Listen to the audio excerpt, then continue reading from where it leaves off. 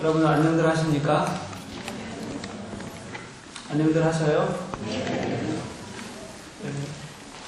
이 안녕들 하십니까? 혹시 언제 이전에 들어본 기억 있으세요? 있으십니까 혹시? 2013년 얘기예요. 한 고대생이 대자보를 붙였는데 그 제목이 안녕들 하십니까? 였습니다. 그렇게 시작해서 붙인 이 대자보의 내용이 우리 모두에게 던진 화두 같은 그런 질문이었습니다. 불합리한 사회, 고통을 강요받는 사회, 정치적 침묵을 강요받는 사회에서 여러분은 진짜 안녕들 해서 그렇게 가만히 침묵하고 있는 것입니까? 라고 묻는 한 대학생의 꾸짖음이었습니다. 저는 그렇게 젊은 대학생의 꾸짖음을 받으면서 마음이 아팠습니다. 안녕하지 못한 사회에 대한 공동 책임을 져야 하는 기성세대였기 때문이고요. 또 한 가지 더 중요한 이유는 이 안녕이라는 게 모든 사람의 진정한 안녕이라는 게 하나님이 이 땅에 이루시려는 정의였기 때문이기도 합니다. 그러면서 예전에 저의 삶을 좀 돌아보는 시간을 제가 좀 그때 가져보았습니다. 나는 안녕했는가? 이 시간이 안녕했는가? 한번 생각해 보았어요. 저는 오랫동안 풍성함이, 넉넉함이 뭔지 모르는 삶을 살았습니다. 가족 중 누군가를 위해서 또 다른 가족 중 누군가가 희생해야 되는 삶, 그게 우리 가족의 삶이었습니다. 그렇지만 또 혜택받는 그 사람조차도 늘 버겁게 버텨내야 하는 그런 삶이었습니다. 그래도 여러분 혜택받은 그 한 사람이 누군지는 잘 아시겠죠? 누구 같아요? 네, 저요. 제가 독일까지 나와 있는 것만 봐도 잘 알 거 아니에요, 그렇죠? 제 여동생이 이번 여름에 7월에 저희 어머니를 모시고 독일에 옵니다. 나이가 50이 다 됐는데 처음 여권을 만들었습니다. 며칠 전에 비행기표 끊는 것 때문에 저한테 보냈는데 처음. 요즘 같은 시대에 그래요. 우리 집에서 외국물 가장 오래 먹은 사람이 저니까, 그죠? 혜택도 많이 받고 이만하면 성공한 거죠. 그럼에도 불구하고요, 저의 지난 삶의 시간들을 만약에 부유와 가난으로만 나누어서 말한다면 저는 가난했습니다. 지난 시간들을 축복과 고난으로만 나눈다면 저는 무조건 고난을 당했습니다. 삶을 여유와 고단함으로만 나눈다면 저는 너무 고단한 삶을 살았습니다. 그런데 여러분 너무 이상하죠? 세상에서 나눈다면 그렇다는 거예요. 세상 기준으로 나누면 그래요. 그런데 제가 제 삶을 돌아보면 저는 이렇게 고백하지 않을 수가 없습니다. 하나님은 어떤 어려움도 넘어서 이기게 하셨습니다. 하나님은 제게 늘 행복이 무엇인지를 가르쳐 살게 하셨습니다. 하나님은 때가 있으시면 저를 높이셨고 저를 감동하게 하셨습니다. 제게 고난의 크기가 있고 감사와 감격의 크기를 재어보아라. 그래서 너 한번 고백해보라 말씀하시면 저는 언제라도 분명히 말합니다. 제게는 감사와 감격이 훨씬 큰 은혜를 살아서 고난은 보이지도 않습니다. 라고 말할 수 있습니다. 사랑하는 교회 여러분, 오늘 부활절이에요. 저는 우리가 이 부활 아침에 고난을 넘어서 위로하시는 하나님을 볼 수 있었으면 좋겠습니다. 오늘 본문에는 두 여인이 등장을 합니다. 성경 속의 여인들은 예수께 헌신적인 사람들이었습니다. 예수 옆에 있었던 여인들은 늘 예수와 함께하며 헌신적으로 섬기기를 즐거워했습니다. 마지막까지 십자가 아래를 지켰던 사람들도 여인들이었습니다. 그녀들은 제자들이 다 숨어버린 뒤에도 예수를 장사 지내고 싶었고 예수를 살피고자 하는 마음들이 간절하게 있었습니다. 그런 마음으로 이 여인도 지금 무덤에 부활절 아침에 나타났어요.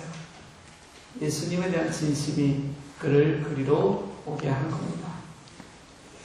그렇게 예수님에 대한 마음이 있었지만 그럼에도 불구하고 그녀들에게도 제자들과 또 동일한 감정이 하나 있습니다. 뭐냐면 두려움이에요. 오늘 본문에는 여러 번에 걸쳐서 두려워하는 장면이 나오는데 이 여인들이 두려워하는 장면도 5절에도 나오고요. 10절에도 나옵니다. 5절에는 아마 천사가 나타난 것에 대한 그런 두려움이었을 겁니다. 10절 말씀은 좀 다른 것 같아요. 예수 그리스도를 잃은 것에 대한 근본적인 두려움처럼 그렇게 보여집니다. 왜 안 그렇겠습니까? 일주일이 폭풍처럼 휘몰아쳤습니다. 광풍이 지나갔고요. 그리고 나서 예수는 그 다음에 눈을 떠보니 십자가에 달려있는 겁니다. 그리고 남겨진 것이라곤 그들이 3년 동안 함께 지나면서 추억하고 기억해 볼 수밖에 없었던 시간들, 그 3년간의 시간이 완전히 뒤엎여져 버렸는데 어떻게 두렵지 않을 수가 있겠습니까? 그런데요, 이들의 두려움이 근본적인 두려움의 원인이 도대체 어디 있을까? 저는 말씀 속에서 한번 돌아봅니다. 가장 큰 원인은 예수가 누구신지 알지 못했던 때에 있을 겁니다. 예수님은 당신이 죽으시기 전에 죽음에 대해서 말씀하셨습니다. 그리고 다시 살아날 것에 대해서도 말씀하셨습니다. 여러 번 말씀하셨어요. 내가 다시 살아날 것이기 때문에, 그래서 예수님이 가르친 가르침은요, 삶을 어떻게 살아야 되는지에 대한 진짜 삶에 대한 가르침이셨고, 그래서 예수와 함께 기도하라고 말씀하셨고, 그래서 그 제자들이 예수님과 함께 부활의 예수님을 기다리기를 예수님은 원하셨습니다. 그런데 예수님의 죽음 이후 제자들은 두려워서 숨었죠. 여인들도 예수님과 함께하고자 하는 마음은 있었지만 그의 장사 지내는 일에 훨씬 더 관심이 컸습니다. 죽음은 슬퍼하고 부활은 믿지 않았던 것이 그들의 모습이었습니다. 예수님의 사명을 알지 못하니까 죽음만 남는 겁니다. 예수님의 능력을 알지 못하니까 그 시간이 두려울 수밖에 없는 겁니다. 한번 생각해 보죠. 예수님의 부활에는 우리 인간의 어떤 도움도 필요하지 않습니다. 우리가 개입할 수 있는 것이 하나도 없었습니다. 철저하게 하나님의 계획이셨고요. 하나님의 능력이었고요. 하나님이 우리를 사랑하셔서 하시려는 당신의 역사가 계시된 사건이 부활 사건입니다. 성경이 우리들에게 무엇을 가르쳐 주려고 하냐면요, 이 부활을 위해서는 우리가 할 수 있는 것이 하나도 없지만 그럼에도 불구하고 우리가 해야 될 것은 그 부활을 기억하는 겁니다. 그 부활의 삶이 무엇인지 깨닫는 겁니다. 그리고 우리가 부활의 삶을 어떻게 이 땅에서 살아가야 하는지 배우고 살아라, 그렇게 우리들에게 성경은 가르쳐주고 있는 거예요. 그런데 제자들도 그랬고 여인들도 그랬고 그 부활을 제대로 알지도 못했고 믿지도 않았기 때문에, 그래서 그들은 지금도 여전히 두려움에 빠져 있습니다. 이해가 갑니다. 예수님의 죽음 이후에 얼마나 두려웠겠어요. 그들에게는 희망이라고 찾을 것이 아마 없었을 겁니다. 앞으로 미래가 어떻게 될지 모르는 그런 상황 속에서의 두려움이 그들 마음속에 가득 차 있을 거고요. 또 예수를 따랐기 때문에 앞으로 또 세상으로부터 어떤 고난을 당해야 될지 모른다는 두려움들도 그들에게는 굉장히 컸을 겁니다. 예수의 부활을 알지 못하니까. 오늘 본문은 그것에 대해서도 자세히 잘 설명하고 있는 것 같습니다.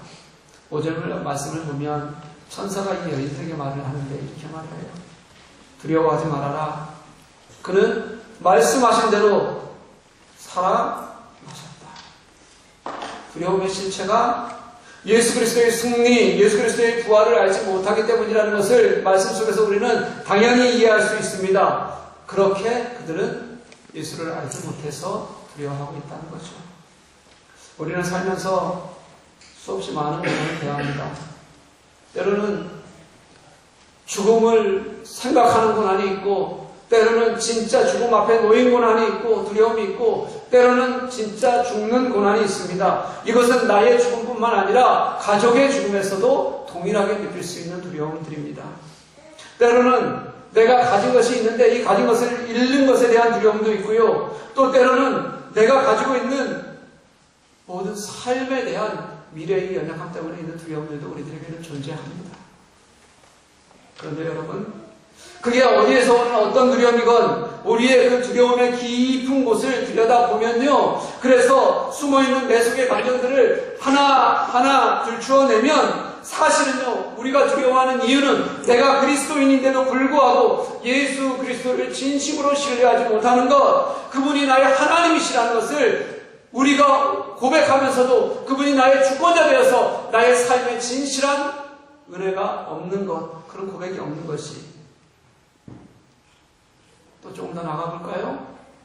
내 안에 세상을 사는 여전한 욕망이 있는 거고요. 내 생각과 그 욕망이 더 앞서기 때문이라는 것을 우리는 우리 속을 들여다보면 알 수 있게 돼요.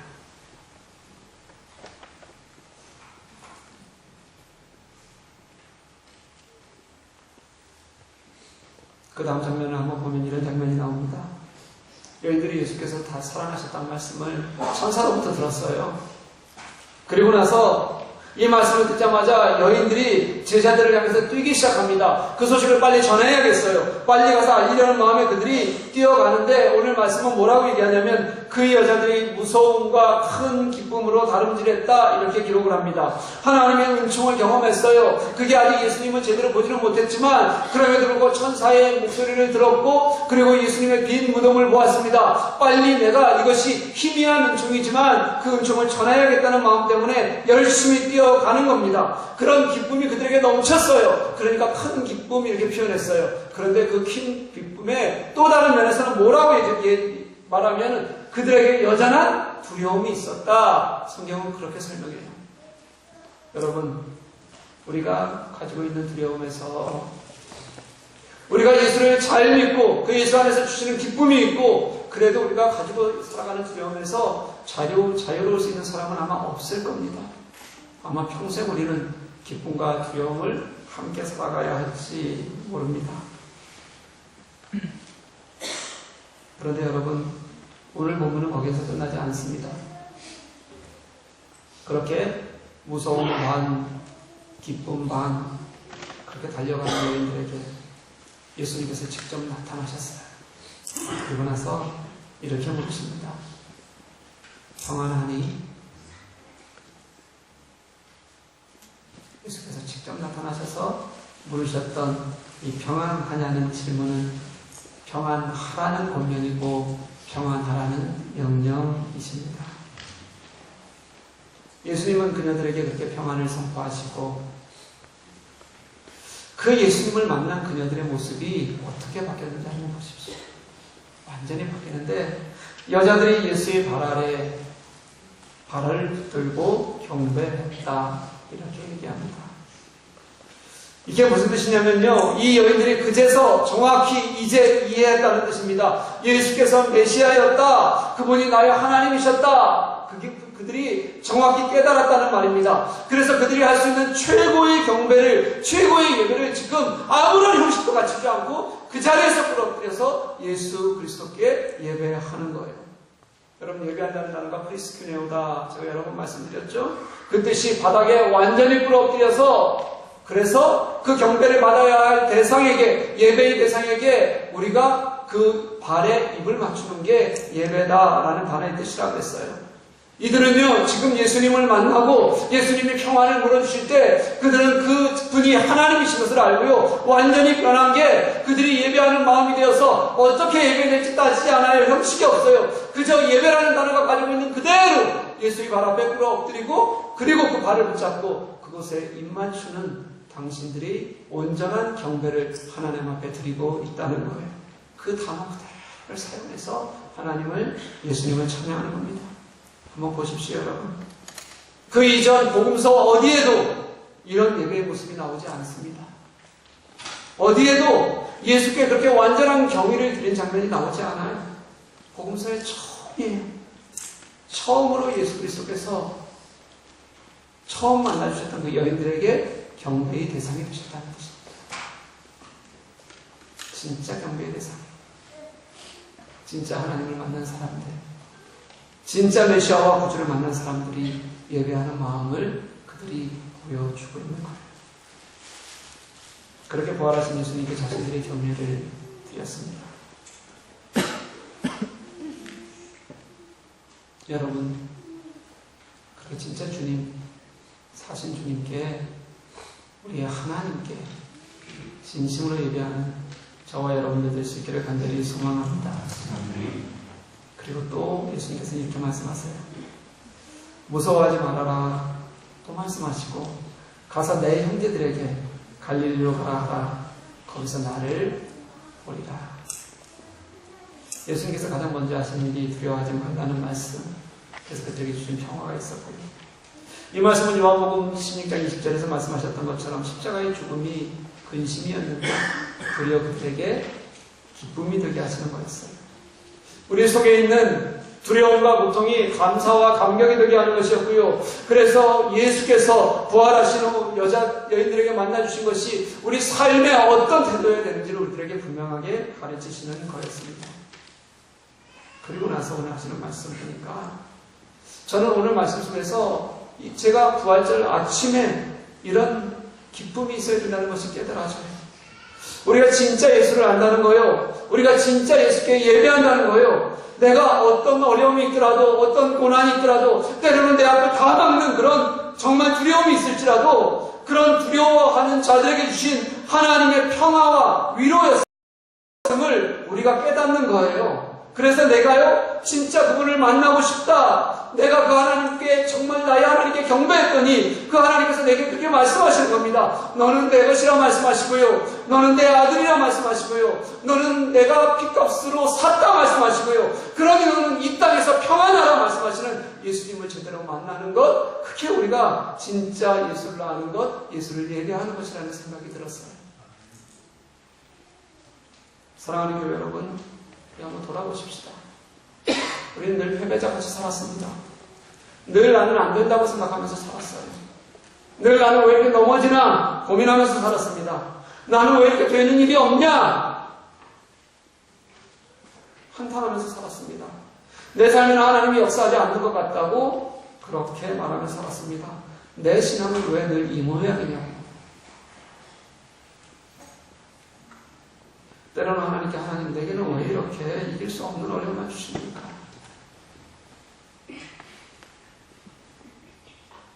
그렇게 호소하며 살았습니다. 그런데 오늘 부활의 역사는 우리들에게 그렇게 말씀하십니다. 부활은 승리하는 거다. 너희들 그만하면 괜찮다. 이 땅에서 평안했으면 좋겠다. 너희들 두려워하지 말아라. 어떻게 그렇게 할 수 있습니까? 묻는 우리들의 질문에 이렇게 대답하십니다. 예수께서 다시 살아나셨다. 그가 부활하셨다. 그가 너의 하나님이시다. 그러니 그와 함께 다시 시작하자. 이렇게 말씀하시는 거예요. 사랑하는 교회 여러분, 부활은 죽음을 이기고 승리하신 예수님의 역사입니다. 부활은 두려움에서 우리를 평안으로 인도하시는 예수님의 사랑입니다. 부활은 지금 우리에게 평안을 건네시는 주님의 진짜 크신 은혜입니다. 예수를 믿는 우리들에게 주시는 은혜. 그래서 10절에 두려워하지 말라는 말씀은 여인들에게 하는 말씀이 아니라 그 여인들을 넘어서 지금 여전히 예수님의 부활을 감격하지 못하고 예수님의 부활을 알지 못하는 그 예수님을 전적으로 신뢰하지 못하는 우리들에게 주님께서 우리에게 주시는 위로라고 저는 그렇게 믿습니다. 오늘 마지막 10절 말씀 속에서 제가 이런 마음이 들었어요. 예수님께서 제자들을 만나주시겠다 말씀하셨던 곳이 갈릴리였어요. 예루살렘으로보다 아주 먼 곳. 사람들이 초라하게 살아가고 있는 곳, 아픔과 슬픔과 두려움이 많은 곳이라는 것을 우리는 압니다. 예수님께서는 예루살렘 성전도 아니었고 화려한 광장도 아니었고 처음 제자들을 만나주신 것이 벌벌 그들이 떨고 있는 다락방이었고요. 그리고 또 예수님께서는 지금 말씀하시기를 초라하고 아픔 많은 갈릴리에서 거기에서 나를 볼 것이다. 그렇게 예수님은 우리들에게 말씀해 주십니다. 저는 그게 예수님 정신이라고 생각해요. 저는 그게 예수님의 마음이고 사랑이라고 믿습니다. 그리고 그게 저와 여러분에게 주시는 하나님의 은혜입니다. 사랑하는 교회 여러분, 우리 어떤 두려움과 아픔 속에서도 이제는 부활하신 예수 그리스도를 삶 안에서 승리하신 예수와 함께 살아내며 평안을 누리고 늘 진짜 우리 모두가 안녕한 삶을 사는 저와 여러분 될 수 있기를 주님의 이름으로 간절히 축복합니다.